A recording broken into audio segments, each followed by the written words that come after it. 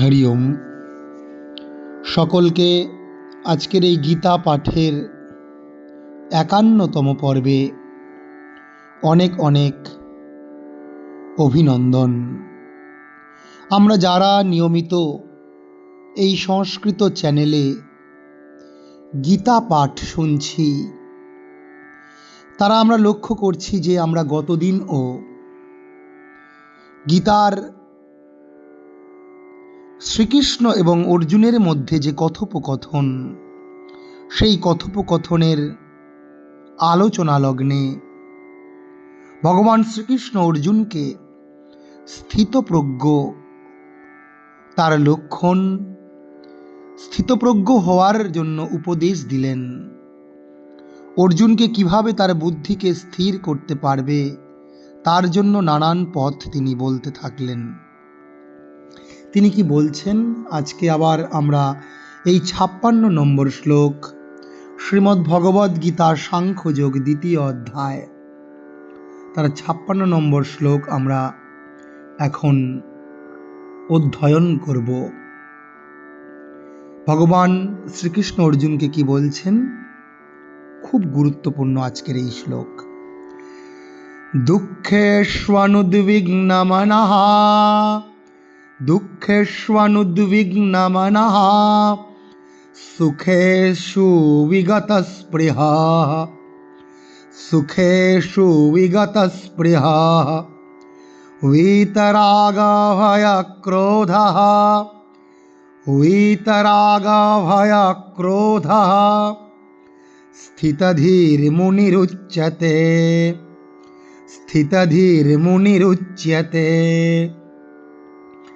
दुःखेष्वनुद्विग्नमनः दुःखेष्वनुद्विग्नमनः दुःखेष्वनुद्विग्नमनः सुखेषु विगतस्पृहः वीतरागभयक्रोधः স্থিতধীর্মুনিরুচ্যতে।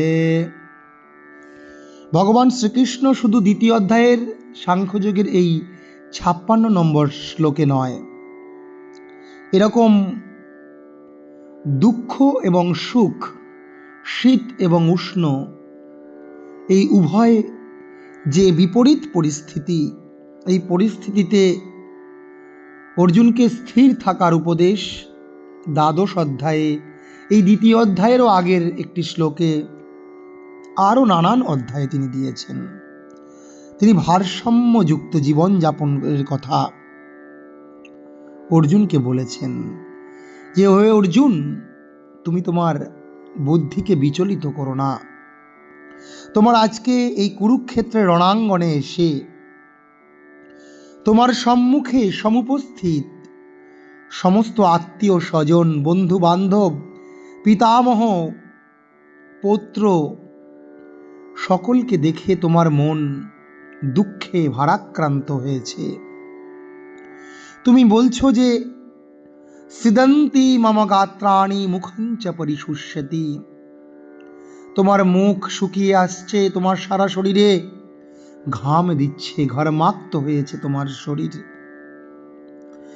ভ্রমতীব চ মে মন, তোমার মন অত্যন্ত চঞ্চল হচ্ছে এবং তুমি নিজেই বলছো তুমি এই যুদ্ধক্ষেত্রে আর দাঁড়াতে পারছো না। অর্থাৎ যুদ্ধক্ষেত্রে এসে সম্মুখে তোমার যে প্রিয়জন, আত্মীয় স্বজন, আচার্য, অস্ত্রগুরু, সকলকে দেখে তুমি যেন এক মুহূর্ত আর দাঁড়াতে পারছো না।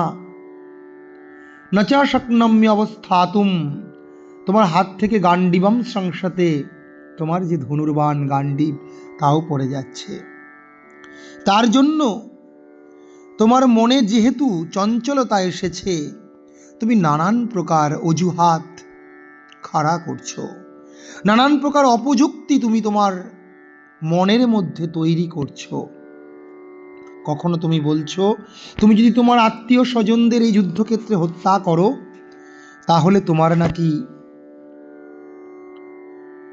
বর্ণসংকর ইত্যাদি নানান প্রকার দোষ উৎপন্ন হবে, তোমার স্বধর্মের হানি হবে, তোমার বংশের কুলস্ত্রীরা দুষ্ট চরিত্র হবে, তোমার পূর্বপুরুষেরা পিণ্ডদান থেকে বঞ্চিত হবে।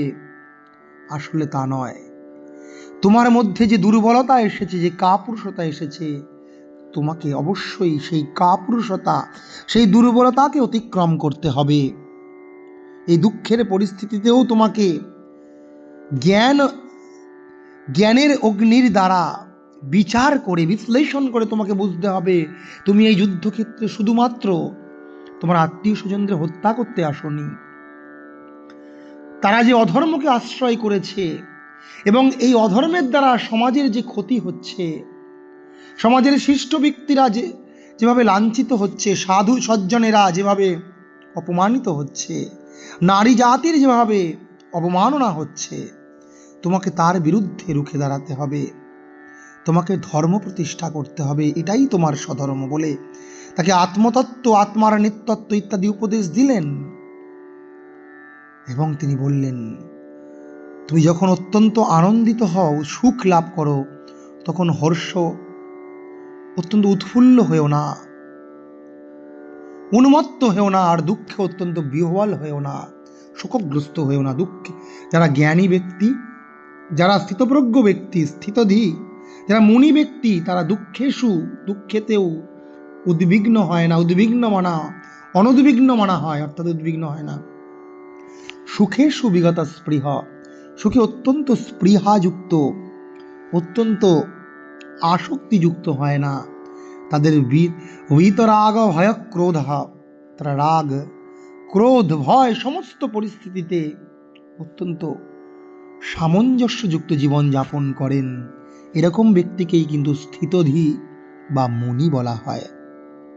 তোমাকে আজকে আমি সেই স্থিতধী এবং মুনি হওয়ারই উপদেশ দিলাম। এর আগে যেমন তোমাকে আমি বলেছি, যারা স্থিতধী, যাদের বুদ্ধি স্থির হয়েছে, তারা সমস্ত কামনা বাসনাকে পরিত্যাগ করেন। মনের মধ্যে উদ্ভূত যে কামনা বাসনা, তারা সেগুলোকে কখনোই মনে আমল দেন না, সেগুলোকে ত্যাগ করেন অনায়াসে। তারা নিজেরাই নিজেদের কর্মে যা পেয়েছেন তাতে সন্তুষ্ট হন। তোমাকেও সেরকম সন্তুষ্ট চিত্ত হয়ে দুঃখেও অনুদ্বিগ্ন হতে হবে, সুখে বিগত স্পৃহ হতে হবে। রাগ, দ্বেষ, ক্রোধ, ভয় সমস্ত পরিস্থিতিতে তোমাকে অবিচল থাকতে হবে। তবেই তুমি কিন্তু এই স্থিতধী বা মুনির মতো নিজের বুদ্ধিকে স্থির করে যুদ্ধ করতে সক্ষম হবে। ত্রিতাপ দুঃখ উপস্থিত হলেও যার মন উদ্বিগ্ন হয় না, সুখ উপস্থিত হলেও যার স্পৃহা হয় না, এবং যিনি অনুরাগ, ভয় ও ক্রোধ, অনুরাগ মানে আসক্তি, আনন্দ, আর ভয় ক্রোধ থেকে মুক্ত, মুক্ত, তিনি কিন্তু স্থিতধী অর্থাৎ মুনি, স্থিতপ্রজ্ঞ। আমরা এই শ্লোকটি আরেকবার পড়ব, খুবই গুরুত্বপূর্ণ এই শ্লোক। দুঃখেষ্বনুদ্বিগ্ন মনঃ সুখেষু বিগত স্পৃহা, দুঃখেষ্বনুদ্বিগ্ন মনঃ সুখেষু বিগত স্পৃহা। আমরা নিত্য এই শ্লোকটিকে মনে মনে উচ্চারণ করব, আমরা মুখস্থ রাখব। সবসময় আমাদের জীবনের যখন অনুকূল প্রতিকূল পরিস্থিতি আসবে, আমরা উভয় পরিস্থিতি যাতে নিজেদেরকে ঠিক রাখতে পারি, তার জন্য কিন্তু এই গীতার বাণী আমাদেরকে মনে রাখতে হবে। দুঃখেষ্বনুদ্বিগ্ন মনঃ সুখেষু বিগত স্পৃহা, वीतराग भय क्रोध স্থিতধীর মুনিরুচ্যতে, স্থিতধীর মুনিরুচ্যতে। সকলকে নমস্কার। আপনারা সবাই এভাবে গীতা পাঠ করুন।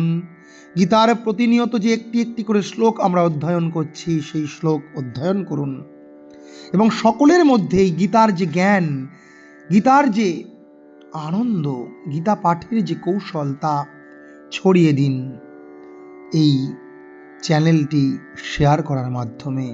সবাই ভালো থাকুন, সুস্থ থাকুন, আনন্দ থাকুন। গীতা জ্ঞান আপনাদের হৃদয়ে উৎসারিত হোক। সকলকে আবারও অনেক অনেক নমস্কার।